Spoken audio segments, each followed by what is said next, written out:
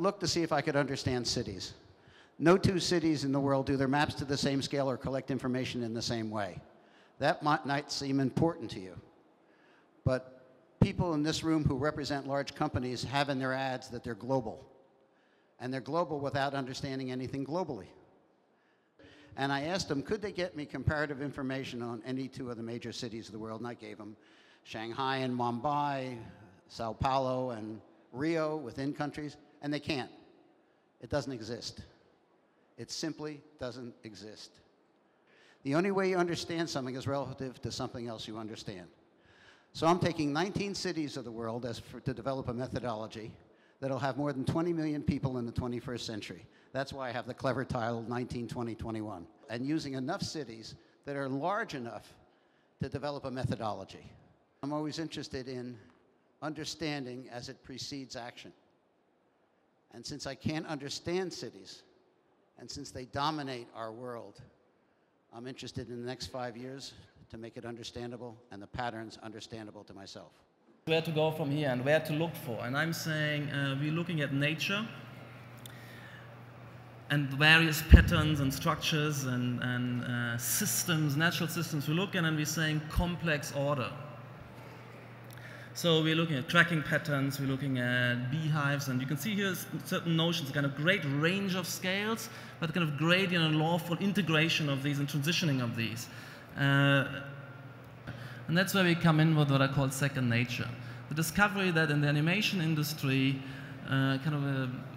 unexpectedly something is brought to us whereby we can simulate and recreate these systems on a computer and extract geometry and inject that into the design process. And we can design.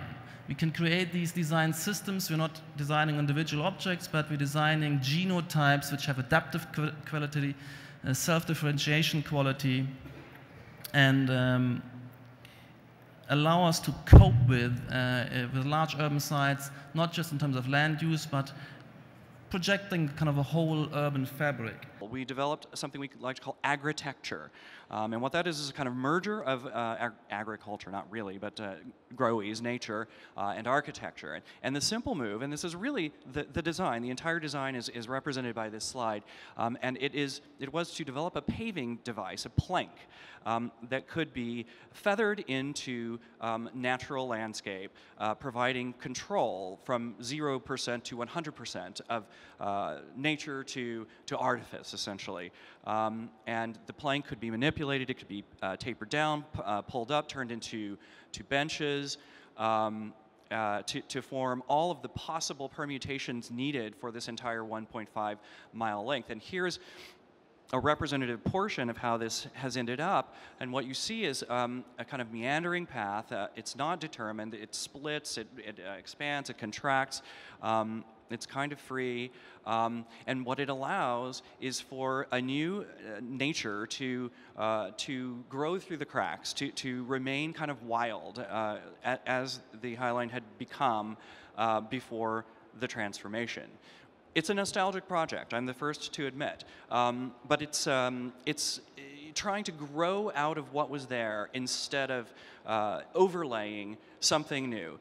What makes it interesting, or sometimes even exciting to be an architect, is that we have the skills and the means to refurbish the surface of our planet so it fits to the way we want to live, and not be forced to live in conditions or structures that are opposed from the past. This idea of first the super harbor and then the people's building brought us to sort of realize that where architects normally wait for somebody else to get an idea, somebody to call them up, or somebody to announce a competition, most of our work in the office is done like that. But somehow it's strange that since we are architects, we always work with the development, the evolution of the city. Somehow we leave it up to those with power, the politicians, or those with money, the developers, to fantasize about the future of the city. Since Darwin has told us, or taught us that life is always evolving, life in the city is also evolving, and it is, it's not only a possibility, but it's even like our responsibility as architects and as citizens to make sure that our city evolves with it.